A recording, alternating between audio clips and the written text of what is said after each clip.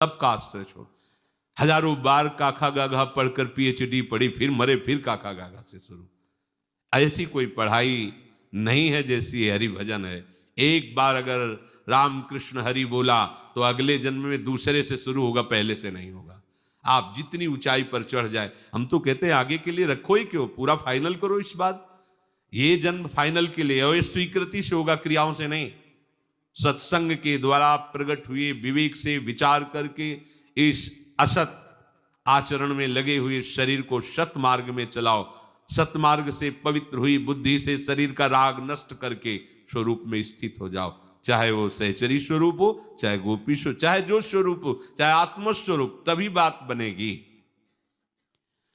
ये आभास रूप अहंकार भ्रम, ये आपके भीतर ऐसा बैठ गया है कि तू आत्मस्वरूप होते हुए, आनंद स्वरूप होते हुए, सुख राशि होते हुए भी सुख के लिए भटक रहा है।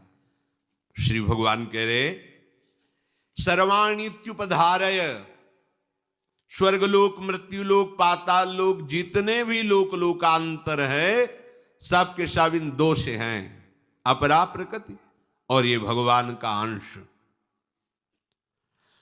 तुम इस अपरा प्रकृति से अपना संबंध हटाओ। बड़ा कठिन है संबंध हटाना, लेकिन समर्पण करने में कोई कठिनता नहीं है। इसलिए स्वरूपानुसंधान भक्ति रेव गरीयसी, स्वरूप बोध में सर्वश्रेष्ठ उपाय भक्ति है, भगवान शंकराचार्य जी ने कहा।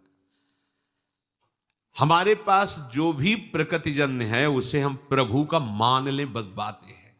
देखो, जैसे जब हम वैराग्य की बात सुनते हैं तो हमारे सामने एक वैराग्य का रूप आता है, फटे पुराने कपड़े या दिगंबर या किसी झोपड़ी में रहने वाला एक लौकी का कमंडल या ऐसा ऐसा। ये बाह्य बात है, ये वैराग्य की बाह्य भूमिका है, इसका कोई आंतरिक फर्क नहीं पड़ने वाला। ध्यान देना, जहां से हमारी स्वीकृति वहां इसमें कोई फर्क पड़ने वाला। मैं त्यागी जीवन हो गया, रुपया नहीं छुआ। मैं किसको लेके बोल रहे हो? देह को लेके बोल रहे हो? अरे भैया, नंगे ही पैदा हुई थी, कोई बड़ी बात नहीं, तुम नंगे रह रहे हो। कितने चराचर सृष्टि में ऐसे जीव है जो केवल जल पी के रहते हैं, कितने ऐसे केवल फल खा के, कितने ऐसे मिट्टी खा के रहते हैं। क्या वो ब्रह्म स्वरूप का अनुभव कर पाए? क्या? वैराग्य का मतलब है राग न रहना। कहां? इस देह में। हम क्या करते? घर छोड़ दिए, कपड़े बदल दिए, लेकिन वो उद्देश्य नहीं बदला।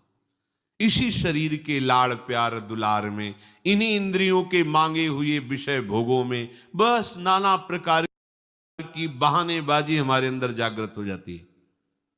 हमें ये करने के लिए धन चाहिए, हमें ये करने के लिए व्यवस्था चाहिए। इसी से तो आप मुक्त होने के लिए निकले थे।